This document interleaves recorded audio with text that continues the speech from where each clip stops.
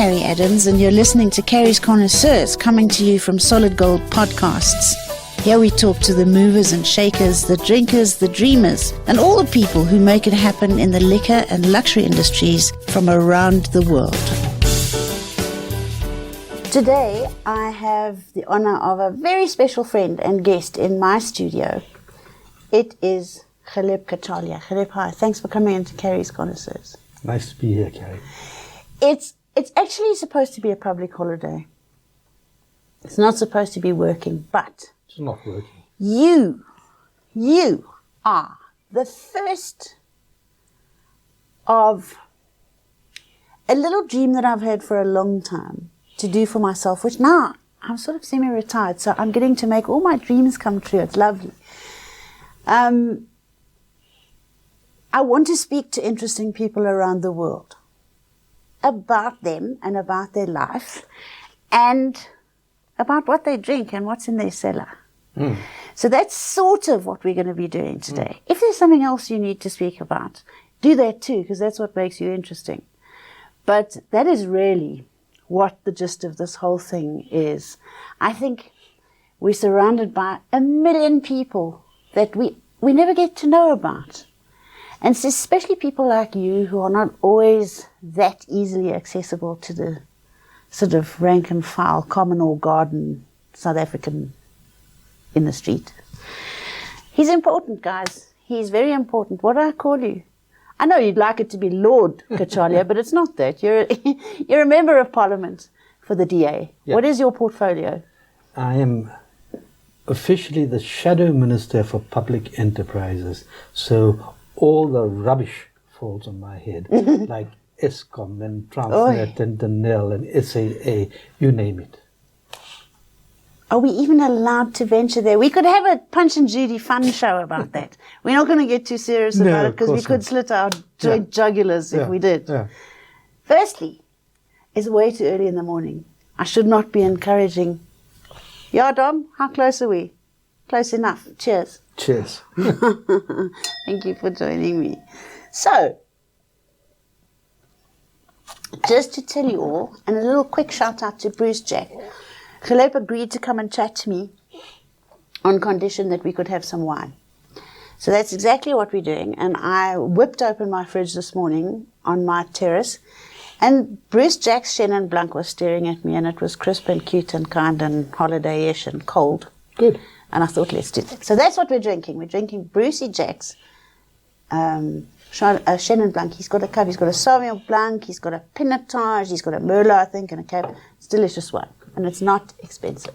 So that's for Bruce Jack. You were born in Fordsburg. I was actually born in Vrededorp, which is called Fietas. Fietasdorp. We used to call it Fietasdorp. Cheek by jowl to Fordsburg. I remember Fietas. Was it really called Fietasdorp? It was called Fietas. Fietas.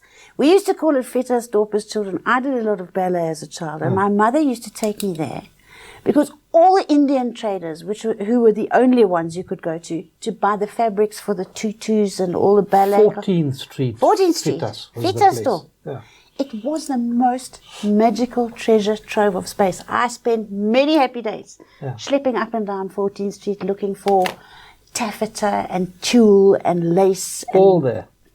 It was fantastic. Yeah. So you were born there? Yeah. I was born on 11th Street. Oh, really? Yeah.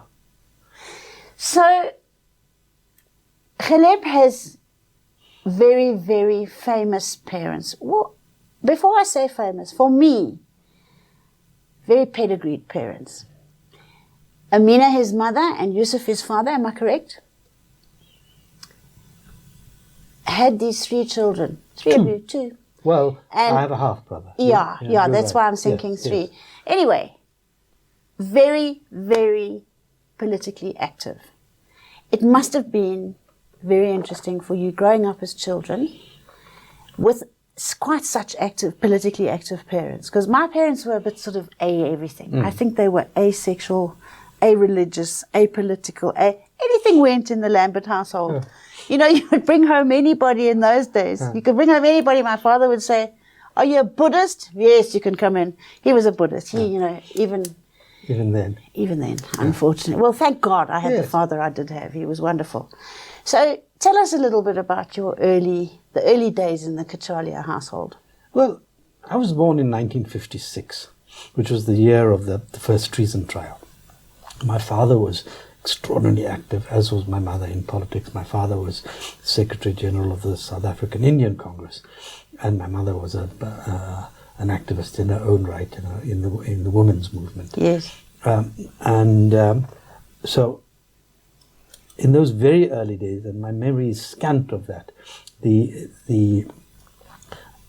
lived in this flat, and my parents, the house used to be a sort of railway station, sort of Clapham Junction of who's who in the political zoo. Yes. that came through and so on. And I have little memories of all the great names. Sisulus and Tambos and all of them coming through there. We also lived on the cusp of the demarcation of whites in those days and Indians. So there were the Aram Blanc who lived on this side and us on that side. And it was quite an interesting juxtaposition. Yes. Because, but I was very little.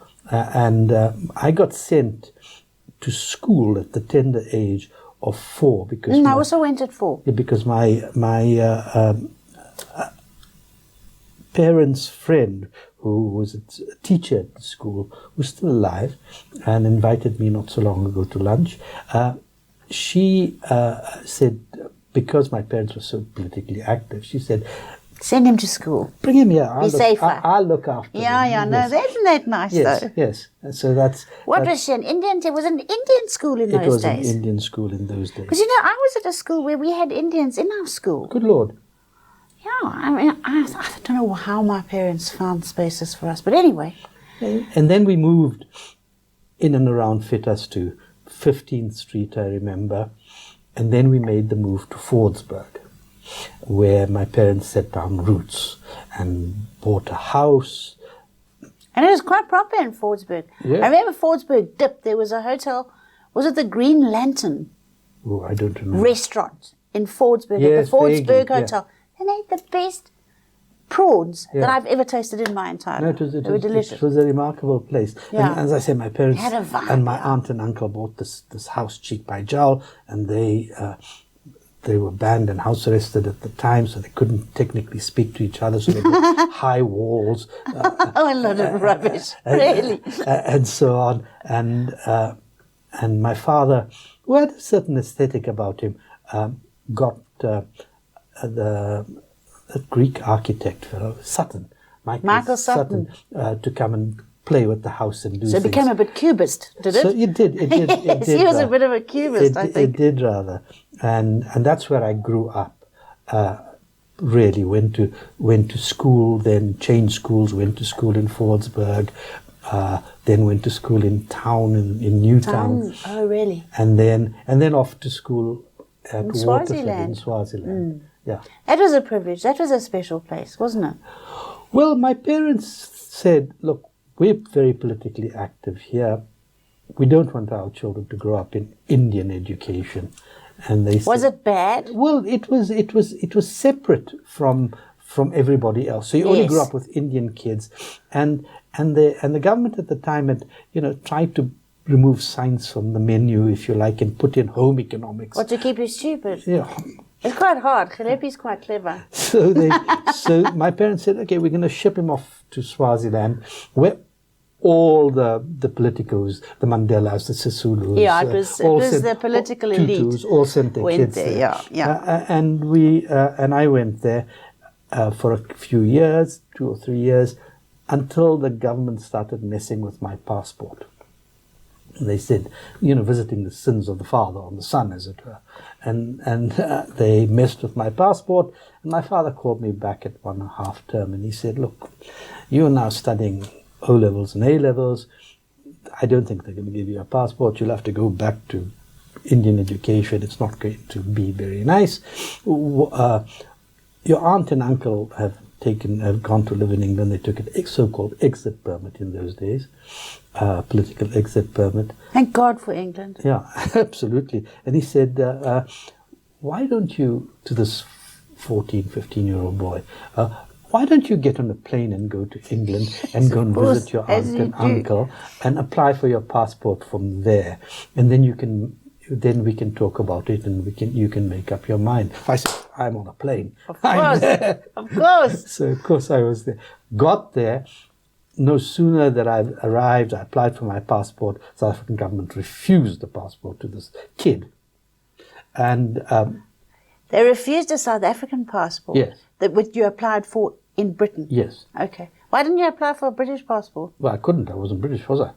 But you could have claimed, I don't know. Like everybody does. You wouldn't have been the first, and you certainly wouldn't have been the last. Have you seen Britain? So I elected to stay on in Britain, stayed with my aunt and uncle to begin with, and went to school there. And did your O-levels there? Yeah, so I was in between my O-level last year, and I went to a crammer in Holland Park. Nothing wrong with Holland Park. Yeah. Wouldn't you like a house in Holland Park now? Oh, goodness, swishing on through those leaves in the park. It was gorgeous. It's delightful. And then I finished my O-levels, and then I was looking to go to school to do my A-levels. And my uncle, every weekend, they were both doctors, would take me in his car around the various schools to show me where I might go to school. And they all looked the same. They all were full of boys who had old buildings, a little bit of grass there, and bashers and blazers. I thought, well, eeny, meeny, miny, mo. Until my father sent me a brochure of a school in Wales. Wales is infinitely civilized. Absolutely. Lovely. It was called Atlantic College, an international school started by an German educationist called Kurt Hahn. Lord Mountbatten. Kurt Hahn? Yeah, Lord Mountbatten was the patron. It's perfect for you, Ghalep. That's what you are. You are my South African Indian lord. And it was delightful. It was a civilized, forward-looking, splendid school. Proactive, yeah. Half boys, half girls. Which oh my God, were girls allowed in? Absolutely. That's why you went, you bugger. That's the only reason you wanted to go there. And I said, that's for me. So I went and I applied. Strict rules and tight conditions on whether if you could get in or not. Anyway, I did. And I went to school there for wonderful years of my life. And what A-levels did you take? It wasn't A-levels. They did the International Baccalaureate. Oh, did they? Okay. And that's what I did there. And then I went on to university like you in London. Yeah. And when I finished that, I applied. Every year I'd apply dutifully for my passport from the South Africans, and every year they'd say no. Aren't you pleased now that you haven't got one, or have you got one? Well, no, they gave me one. They when I finished my degree, and no sooner as I got back here, they took it away. Oh my God! So I had remained here ever since, if you like. What do you think we're going to do if you and I ever do get to heaven? We are going to cause a bit of chaos up there, because everyone who knows me knows that I'm booking a couple of days with God or whomever is up there. Because we just need to discuss a few of the designs and things that happen. Yeah, well, I'm with you. But we are going to cause a bit of chaos. How do you think those people who were processing our passports when we were causing shit in our youth at university overseas and shouting and screaming, how are we going to get on? We're going to share wine with them, and we're going to tell them what we think of them. Well, what are we going to do? Firstly, they'll be in hell. Do you think so? And we'll be in heaven. I'm not even wanting heaven. I've asked for a cloud filled with Lauren Perrier Rose. Oh, absolutely. I'll take you with me. Yeah, and then we don't have to fight with anyone. I'm there. Well, we'll still cause, as you say, shit, because that's what we do. I mean, there's an old poem which is of a friend of mine, of my parents, a guy called Dennis Brutus, who's died, and he has this poem. The first line is, "My role is tension," and My role is tension. C'est moi. That's amazing. Yeah. I want to read that poem. Yeah. So what was it like growing up in the home of very politically active parents? Because it's all one good and well to be politically active, but you have to pay your kids' school fees. Yeah. And you have to put Marmite toast on the table for brekkie. And so what did your parents do to make money to keep you and your sister alive? Well, my father, who's a lot older than most of my peers, I mean, my father would have been something, he was born in 1915, so in a couple of years he'd be 110. They made a child bride in Amina. Yeah. So you're not drinking your wine. I won't drink my wine. So he was banned and house arrested at the later stages of his political life for many, many years. And the house arrest was from 6 in the evening to 6 in the morning, and then he was allowed to go and earn a living as long as he didn't see more than one person at a time. That was quite magnanimous of them. He couldn't see one person at a time. And why was he banned? What had he done? Well, he was this politico fighting the government. Any particular bad thing that they arrested him for? No. Just he didn't put an arrow through the heart of HF or Vut or anything like that. He was a threat. So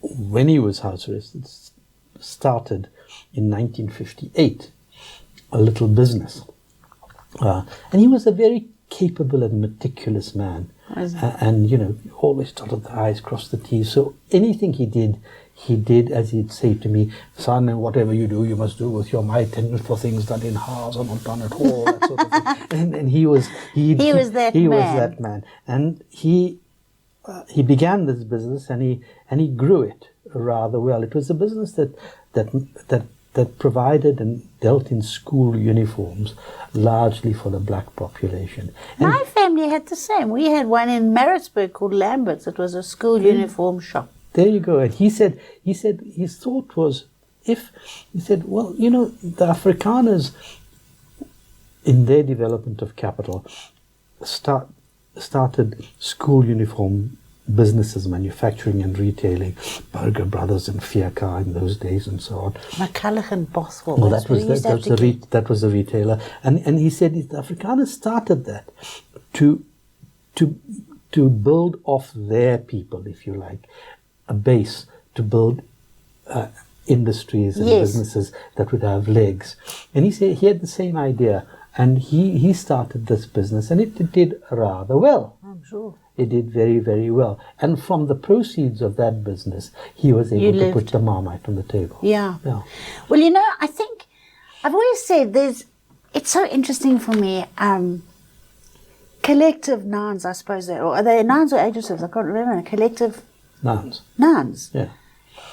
If you say Russians, I say unbelievably disciplined gymnasts. Or if I say Americans, I say, Vietnam or soldiers or whatever, or chewing gum, whatever. England, explorers, explored the world. Yeah.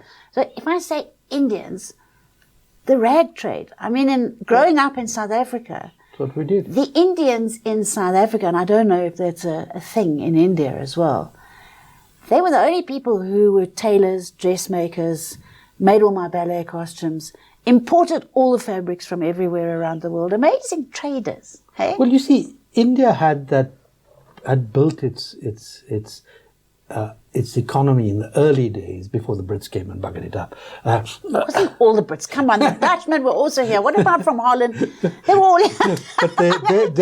But their trade was built on the rag trade, on silk and fine silks and cottons and this. Beautiful clothing. So I suppose that filtered through, and when Indians came here, a lot of them, the trading Indians. There were two lots of Indians that came here: the indentured Indians who came to work on the sugarcane mines, and the traders, which my family who was you never hear a word from. Yeah, they all live in Natal, and the traders who came to this country, who began to trade, and they traded in what they were used to in commodities and things, and fabric was one of them. Spices and cloth. Those were the two real areas. No, it's fascinating. I love it. And I was so disappointed. I went to the Oriental Plaza towards the end of last year. I wanted to go and find something that I'd always been able to buy. Hello.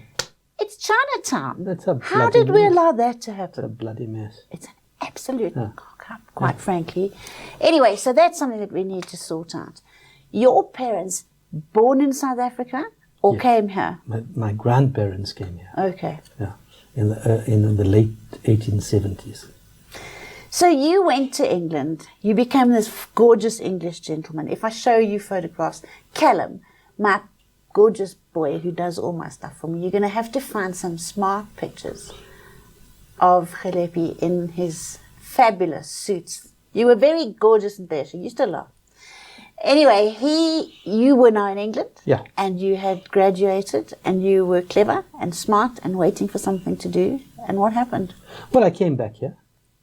And I got involved in things political, as one does, coming from that family, various organizations and campaigns against this and that, which allowed me, if that's the right word, to see the inside of jails and prisons for short periods of time, which... Gone are the suits of Savile Row. So and then I.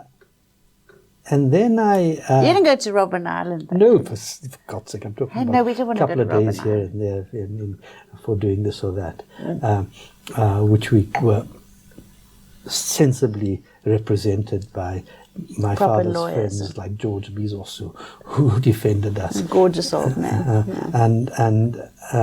And then I decided that because the political infighting was quite hectic at the time, and I thought, well, let them do it if they want to. I'll go into business and I'll join my father. Yeah. And that's what I did. Yeah. Yeah. But my first job prior to that was as a radio journalist for Capital Radio in those days. Yeah, I remember you did work there. Yeah. So in the meantime, because I know all the girls are sitting watching this thing saying, in the meantime, what's Ghalep doing? Is he getting married? Is he having children? What's he doing? I was a gentleman around town, and before I attached myself in those early days to the Wits Historical Studies Institute to do some research, which I then handed over to someone else because I was not a disciplined researcher.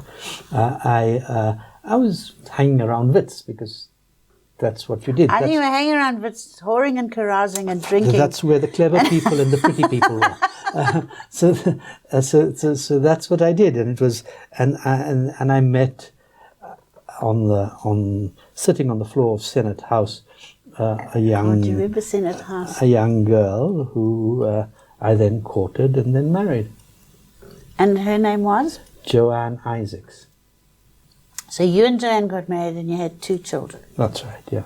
And you now have 2 beautiful daughters. We were speaking about them just before we started chatting on air here. We really have spawned an incredibly entitled generation. Our lot. Yeah. We've got a lot to answer for, but they're gorgeous. Yes. They're absolutely gorgeous, but how did we get it wrong? Well, how did we get it so wrong? You get it wrong sometimes, and sometimes you get it right. I think families are always an interesting mixture throughout the ages. They have to be. And they do what they do, and what they do determines how they look at the universe and what they need from you and what they need from others. And it's always quite fun. And sometimes it's not. Sometimes it's like not fun at all. So you're downplaying this a lot. You didn't just join your father's business. You actually went on to become very active in the sort of private equity wealth sector, I think. There was a transition. I joined my business. I said to my father when I joined him, I said, well, Dad, I want to do an MBA. And he said, come and sit next to Master me. of bugger all. I'll give you an MBA. And he did. I got mine from Sally. And he taught me how to write the books. He sent me to go and serve behind the counter. I walked in first day in my Savile Row suit, and I said, what shall I do, Dad? And he said, Henry, come and teach my son how to make parcels. I said, Dad, I've got a degree. He said, you'll make a very good parcel. You'll make a very good parcel. And anyway, he took me through the paces, and then sent me to go run a store in Vereeniging, then sent me to run a factory in it's invaluable. In Mansfield. Then said, now you must go to the rest of Africa, to Mozambique and to Malawi, and open up a factory because we need X and Y. And I did all of that. And then when he died, I inherited the business. But the Asians were out competing us, if you like, in terms of cloth and quality and price and so on. Well, if you put 3-year-olds in a factory for 36 hours in the dark and don't pay them anything, of course you're going to be much more competitive. I sort of almost presciently decided to break up the various bits of the Cachalia empire, which it wasn't, and sold it off. And then I decided that what I was going to do was what I'd always wanted to do, was sort of the next step from the MBA into business consulting. And I'd met a chap from Switzerland, an American and a Belgian fella, and we'd got together. Sounds like a bad joke, an American, a Belgian, an Irishman, an Afrikaner. And we started the consulting business, which was marvelous, and we did rather well, and we were very successful and full of ourselves, and we had an office in Zurich, and we'd fly first class on Swiss Air, and it was delightful in the air. Hostesses would meet us and say, "Mr. Cachalia, would you like the Tassinger 68 and some barley salmon?" And I'd say, "Yes, absolutely." Sorry, I'm bored with that. And it was rather nice. And then my consulting career evolved from that into a partnership with some ex-McKinsey fellows from Germany, and then into a large American consultancy as a partner called Monitor, and then into private equity. And then I got divorced, moved house, and resigned from my work in the same week. Were you in your 40s? It's that little devil, that little midlife crisis. I don't know. I can't remember. Did you buy a Porsche, a leather jacket? Not then, later. My menopause. Yeah, menopause, a leather jacket, an 18-year-old leggy blonde. And then I know you, Ghaleb. And then I buggered off. I said, I'm taking time out, and I went to England. My daughter, who had got into the same school as mine in Wales, was there. I picked her up from school, and I sent her around Europe, and we met up in Europe and did various things. I remember meeting up at the end with her in Venice, and we stayed at the Danieli. We had a wonderful time. And then my friend Lorenzo, who had a wonderful villa, invited us to stay, and Lorenzo would get up in the morning at 10 o'clock, and we'd amble down to the pool, and he'd say, he used to call me Ghaleb. He'd say, Ghaleb, is today a frizzante or a spumanti day? And that's how we started the day. At your mercy, sir. And that's how we started the day. And anyway, I did all of that, and then I came back to South Africa after an extended period of traveling and doing what working. I wanted. And then the money began to run out, as it does. The same old trouble. And then... So you thought, I'm going to go into politics? No, then I joined De Beers. That's right, you joined for De a number Beers. of years, yeah. It was a smart move. Yeah. I saw you the other day at the launch of the book of Harry Oppenheimer. Yes. I'm dying for that book. God, I've only read a wee bit of it. I was a huge fan. Is it brilliant? It's a very balanced book. Is it good? It's written by a colleague of mine, and it's written beautifully. You'll love sure. it. And it's, as I say, extraordinarily well balanced. Does it bring the good, the bad, and the ugly? Absolutely. Because he was and so it's a tome, clever. You'll have to. Is it a tome? Is it big? It's 400 pages. Oh wow! Okay. No, I have to go. I spotted it somewhere online. I saw you getting it signed by the author, and I thought I must go and get that book. Yeah. I was a massive apostle of Harry Oppenheimer. Yes, he was an amazing man. You used to be purveyor of wines to Harry. Yes, for many years. And you remember those days when I think I talked to you about it in the past. You used to get Paul Roger for Christmas. No, and you remember on the corner of Commissioner and West, the civil service bottle store? Yeah, Abby Chen's bottle store. Ah. Remember Abby Chen? He Tiny. was such a trader, little Abby Chen. I think he's still alive. Then there was Tiny, what's his name? Oh, Tiny, who wasn't far from Tiny, yeah. And down in that cellar were the most beautiful wines. I know. And Harry's Paul Roger. No, the Riesling that he loved. Oh. The French. Was it Reichstag von No, Kaiserslautern? it was that wonderful Trimbach. on the border of France and Germany. Germany. That the Mosel stuff, it's beautiful. It's gorgeous. gone. You know, I've Yeah, seen it. Lovely, lovely stuff. And that was in the time when I was working with and for my father, and I had a fair bit of money to play with, and I used to go down there, and goodness, did I Abby buy Chen was an wines. amazing Did I man buy in the wine? South African Yeah. liquor industry landscape. I had the privilege of meeting him a couple of times, and I think I'm correct in saying that Abby Chen is still alive. I don't know. And living in America, I think. He's either in America or in Israel. Yeah. And I met him courtesy of Solly once or twice. In fact, before I went and worked with Solly, I met him because I was working for Anglo, Yeah. and I used to make him buy Bosch and Dahl wine. Yes. And he was delightful, but he had the most extraordinary cellar. Did you used to buy your stuff from Abby? Ugel.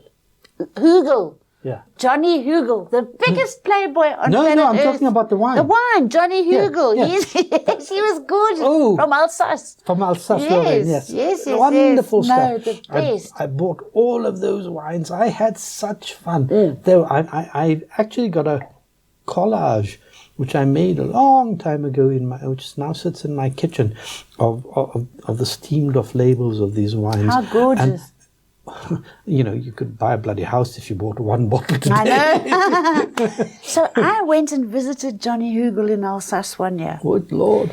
And I stayed in a little town in Alsace called Rickweer. And Rickweer is a perpetual Christmas town. Yeah. So up the one street, there's just Christmas shops the whole way up the street.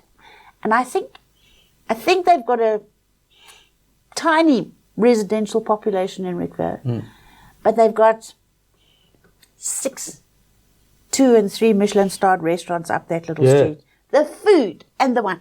Anyway, so I go and I visit Johnny Hugel at Hugel Cellars Estate Winery, which is just outside the town there. In the town you can go in. You go down, windy downstairs, and they have these enormous wooden tanks that were built down there. You can't get them, you could never get them down there. You have to take the wood down, construct them down underground, and then if you want to take them out, you have to smash them up before you can get them back up the hole. The most extraordinary heritage and history attached to that Hugel winery, and the most delicious wines. And HFO loved it. He did love it. And when I went to buy wine at civil service, they'd say, no, you can't have all those Rieslings because you have to Those are keep for some Mr. O. for Mr. O. I must tell you a story about Mr. O. When I was a uppity young fella, Nothing's changed. Now you're an uppity old one. and I went.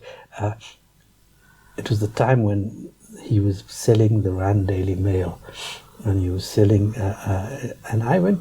I used to have lots of chaps in Anglo, and I sought a meeting with Mr. Oppenheimer, and this snot nose walked into 44 Main Street into the big Beautiful, office big there. tapestry behind the thing there. It was lovely. And there was Harry sitting down, and his lieutenants all behind him. But daunting. Yeah, all of them, you know, Clem Santa, Clifford Elphick, Yes. Michael Spicer, all of those Yes. grandees, all behind him, standing there. And young Cachalia walks in, and Harry says to me, he had a little bray, and he said, Mr. Cachalia, he said, very good of you to come and see me and to make time. Oh. I thought, well, Patronizing. God. I thought, please have a seat. What can I do for you? And I said, well, Mr. Oppenheimer, I believe that the Rand Daily Mail is up for sale, and I'd like to buy it. How old were you? I was, Wet behind the ears. yeah, in my 20s, late 20s, Oy, 30s or something. Do you know what? That's why they say. My father always used to say, don't go into business with an Indian. They're too clever for you. So I said, I'd like to buy it. He said, he said, well, I said, well, I don't have any money. And he said, well, what do you propose to do? I said, well, it's occurred to me that you have a very good friendship with a newspaper man in England called Conrad Black. He said, yes, I do. I said, well, I'd like you to effect an introduction between me and Conrad Black so that we could put our heads together to see how we could buy this. He said, that I will do. Put this introduction together. And that same week, I was in England. I went to Fleet Street. I went to see Conrad Black. We put this thing together and we tried to buy it. Unfortunately, we were up against Cyril Ramaphosa in those days, who bloody bought the thing. No, stop it. Yeah.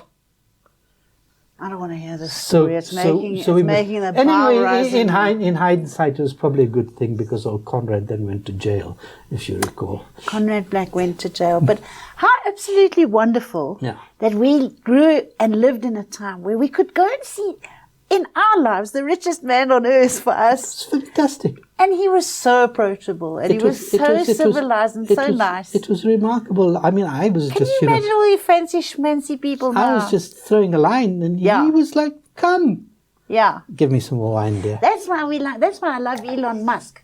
He's a nice South African boy. He's very approachable. Elon Musk's going to sit on that chair one of these days. Absolutely. And he's going to tell us all these stories. South Africa is an amazing place for just that kind of thing. Thank you. You didn't buy the Rand Daily Mail, but you continued as a very successful businessman. And what was the tipping point that said, I better go into politics? Well, was it out of guilt? No, I left De Beers at more or less the same time as Gary Rafe, who was managing director of De Beers, had resigned. And in the run-up to that, it became reasonably apparent to me that in Gary's absence, he's the new chap who was coming in, young Gareth Penny, was bringing all these bright-eyed, bushy-tailed fellows from London and so on. And I wasn't part of that. And I thought, you know what, let me elegantly leave. It's what they call now step aside. Yes, I'll step aside and negotiate a little bit of an exit for me from there. And I did. And I was going into sort of semi-retirement. Yeah. In that period, I got engaged to the same woman twice. Had you? Yes. I didn't know about that bit. It's a piece of your history you've been hiding from me. And then I was, as I say, going into sort of semi-retirement and deciding what I was going to do, a bit of this and a bit of that. I did a little bit of consulting work because there was always a fallback for me. I could always go and speak. Well, you write beautifully and you speak beautifully. I could go and see the head of, except I knew of a number of people, the head of this company or that company, and say, you know, allow me to do this for you. Some of them may say yes. And then I could do that and semi-retire and advise and do some advisory work, in inverted commas. And then hopefully, and I did a little bit invest on my own account for myself. A lot of that went pear-shaped, but there you go. Rubbish. You bought your Porsche, you sit around town like James Bond. What are you talking about? And then around about 2015-16, you recall, there was a huge campaign to get rid of Jacob Zuma. Can't think why. and I was writing. I was writing a lot about it, and I was on the marches and speaking and doing things. And they said to me, lots of people, well, you know, it's all very well doing this, but why don't you roll up your sleeves and get really involved? And I thought, well, that makes sense. You just put your money where your mouth is. And I did. And then one thing led to another, and I got involved with the DA, which No. You're not going to hop, skip, and jump so easily across that fence. Ghaleb's family was steeped in the survival and emancipation and democratization of this country. He's playing it down like the gentleman that he is. They were hugely instrumental, and I know they were incredible confidants of Nelson Mandela, who has been idolified. He was a nice man. Yes. He was a very good man. He wasn't an idol, and he doesn't walk on water, and we did make mistakes. But he was amazing, and he was our only biggest hope, and your parents were very much part of that. Yeah. So there was ANC blood running through Ghalep Cachalia's veins. No, it caught Just my saying. mind. Yeah. Where did you do a foxtrot across the floor? Well, it harked back a few years when... He crossed the floor, guys. He's no longer ANC, which makes him even more controversial and interesting than he really is. My role is tension. Your role is tension. A few years ago, prior to that, the ANC had embarked on what is now known as the arms deal. And that lit a few warning lamps in my head at the time and began my disillusionment with the corruption, the malfeasance, the madness which has taken root. And then Jacob Zuma became the epitome of all of this. Shame, he was a bit of a scapegoat. He's not the fulcrum No. of evil. No, he was just an unashamed, a willing vehicle. an unashamed chap who said, He should never have I'm done just business. a humble Zulu. I want to eat as well. He should never have done business with those Indians. My father told us. It was those Indians who did it, Ghalep. So I had to examine my soul and decide what I was going to do, and it was a hard decision because I knew that it would result in a fair ostracization, if that's a word, of me by a number of people who felt that this was a bridge too far. The epitome of disloyalty. Yes. And I thought about it really hard. And I also thought about the fact that I'm essentially a liberal. And that sat well with me, and it sat well with me within the DA's body politic, as opposed to the authoritarian socialism of the ANC, which enabled my move, if you like. So you did it, did you sashay across, or did you hop, skip and jump, or did you trip and fall across? But, I had these discussions, and they said, come and join us, which I did. And they said, well, why don't you stand for mayor in Ekurhuleni? Well, Herman Mashaba at the time had been in discussions with them to be mayor of Joburg. But I learned subsequently that there was a big lobby for me to be mayor of Joburg. You should have been the mayor of Joburg. If you should have been. With hindsight, if I had, there would be no ASA, no Herman Mashaba in politics necessarily. It would have been no nonsense. Would have been another thing.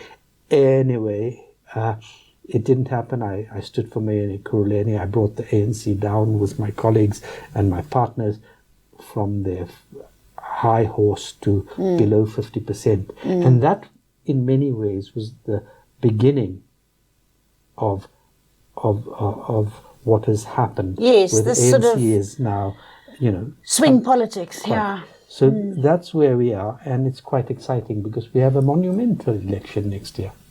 I can tell you, I'm going to make a prediction. What?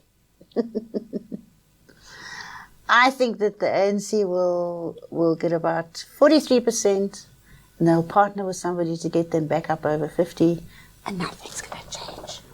That may well be the case. I honestly do think nothing's going to change. That may well be the case, but it will herald a difference which will then come to bear in the following election in 2029. That's going to be the interesting election. Which I think will be very, very. Do you know what I think is going to happen? This one's a bit of a punt. This is a punt.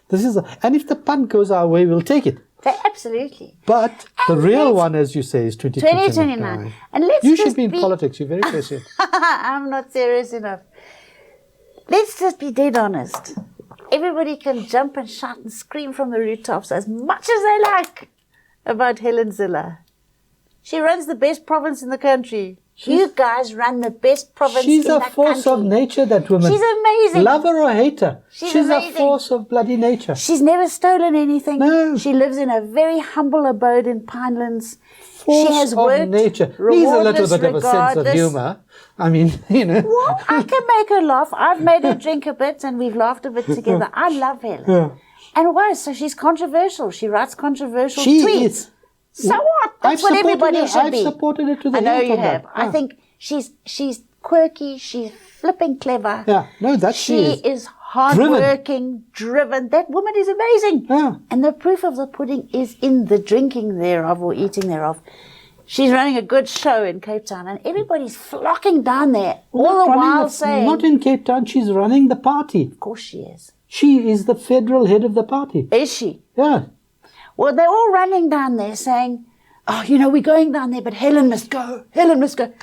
Helen goes. I promise you, we're in big shit. Anyway. I can't sit here and you can't tell people to go when they've got a lot to offer. She is fantastic. And I'm so tired, and I may have a stake in this, of people saying, oh, let's let the young people Yes, come let the in young and so- people. Let the young people go and have fun. You know what? Between the ages of 60 and 80, There's a lot to offer. there's a ton to offer. It's called experience, and it might be old-fashioned, but I quite like old-fashioned. I quite like old-fashioned where we saw each other and we quite fancied each other, and I waited to see if you were going to phone me or whatever, and we went on dates and we flirted, and I loved you pinching my bottom, and I knew you were a real man, and I know that I'm a real woman. Yeah. There you go. Now it's terribly complicated. You have to wake up in the morning and check who you are first before you can flirt. What? What's that? Let the young people go and have fun. I think we've made it too complicated Absolutely. for them. And we're not going to get politically incorrect on this thing, although we already have. Yeah, so what? What do you drink? I need to tell you all. Ghalep is an amazing cook. He's a fabulous host. He's a collector of art. He writes beautifully. He reads like a dervish. He cooks. I don't know that dervishes read, they swirl. Do they? What do you like to drink and when do you start drinking? Oh. In a day. Tell us. I want your drinking habits. I'm old-fashioned enough to love lunch. Lunch is the meal. Lunch is good. I'm an early waker. I wake up at 5. I do, as you say, a shitload of work. Yes. I then have earned lunch. I'm happy to have a couple of glasses with lunch. Do you cook your lunch every day for yourself? Cooking. Or do you lunch with friends? Both. Cooking is, as you know, a joy for me. Yes. And I also like being served.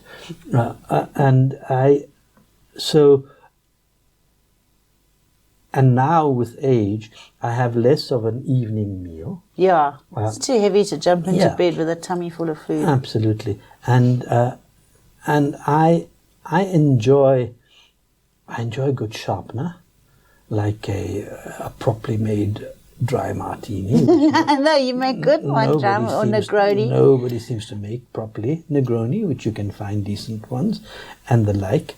Proper cosmopolitan and all sorts of old-fashioned stuff is our good. Like an old-fashioned. Yes, You could have like a whiskey or a whiskey sour. Yeah, whiskey sour. Good sharpeners, and then some jolly nice vino, depending on what you're eating.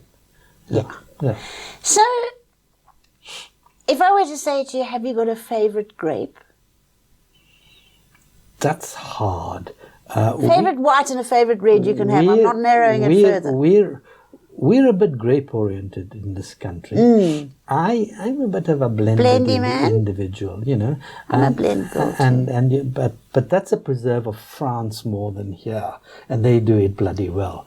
So you know. They do. And what would I like to drink? Of course, I'd like to drink Chateau Petrou and a good Sancerre.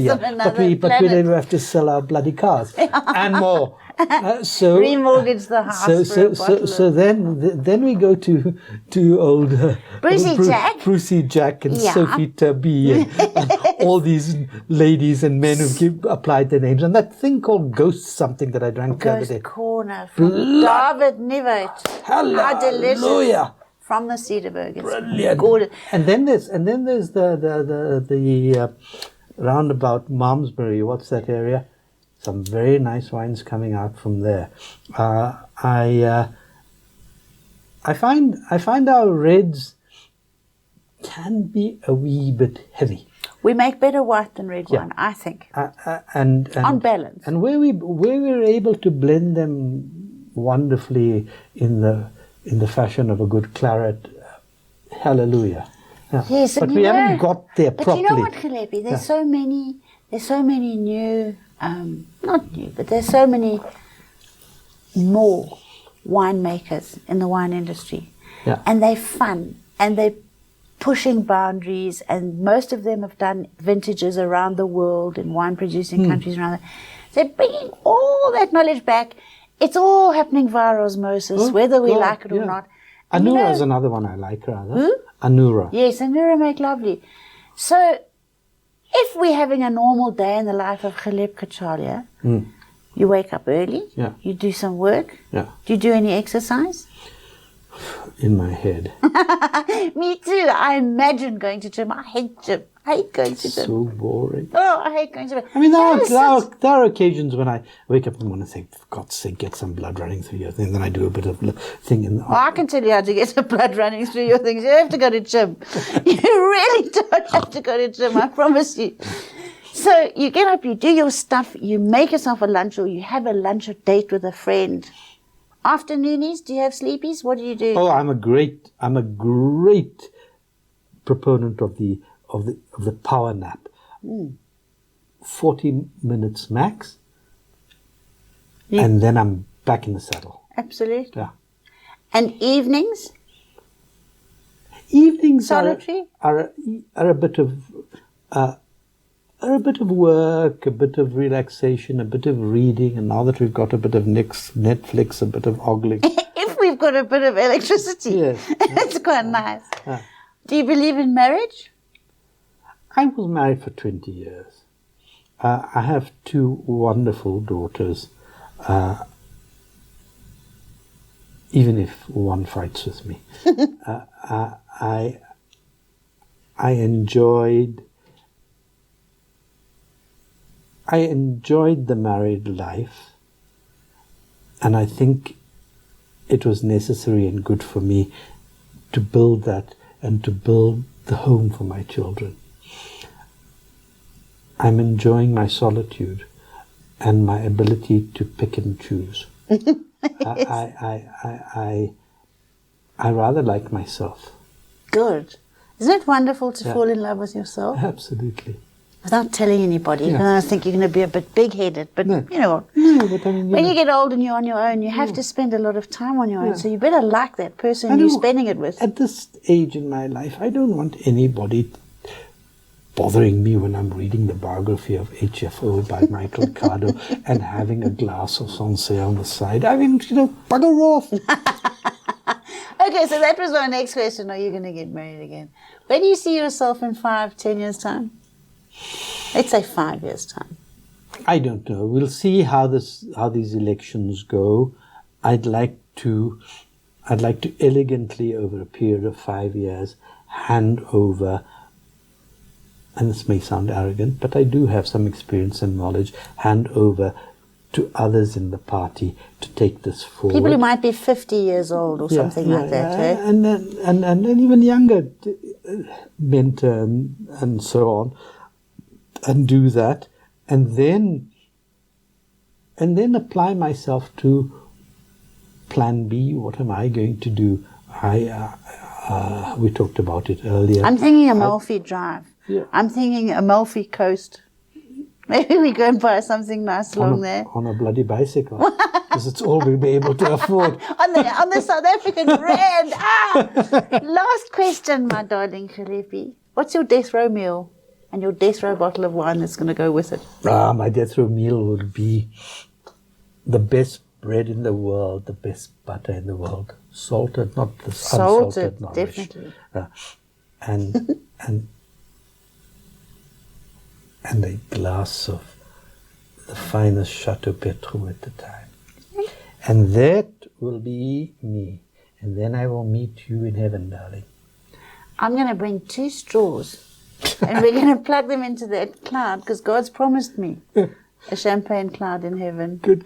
Ghalep, thank you, my darling. Cheers. What a wonderful privilege to spend nearly an hour in your company. Likewise. You're a national treasure. Thank you. And you're definitely an asset. Blush. Definitely an asset on the South African government's balance sheet. I can tell you that much. Cheers. Thank you. Another production from Solid Gold Podcasts.